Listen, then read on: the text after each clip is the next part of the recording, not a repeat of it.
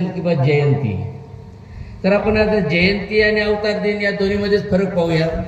जयंती हे नाव विशेषणात्मक आहे, विशेषण आहे.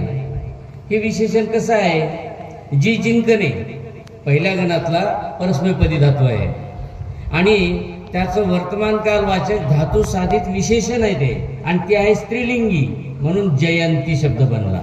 याचा अर्थ काय झाला मग? विजय मिळवून देणारी तिथी. जयंती म्हणजे काय? विजय मिळवून देणारी तिथी. जन्मदिवस नाही, जन्मदिवसात त्याच्यानंतर ती विजय मिळवून देणारी तिथी होऊ शकते म्हणून जन्मदिवस आहे. ऍक्च्युअली शब्दाचा अर्थ काय? विजय मिळवून देणारी तिथी, आणि म्हणून जयंती म्हटलं जातं. त्यामुळे जयंती शब्द काही वावगा नाही, परंतु त्याहीपेक्षा आधी सुलभ होईल, स्पष्ट होईल म्हणून अवतार देईल असं म्हटलेलं आहे. तर ही जयंती आणि अवतार दिन दोन्ही शब्द आहे. अवतार दिन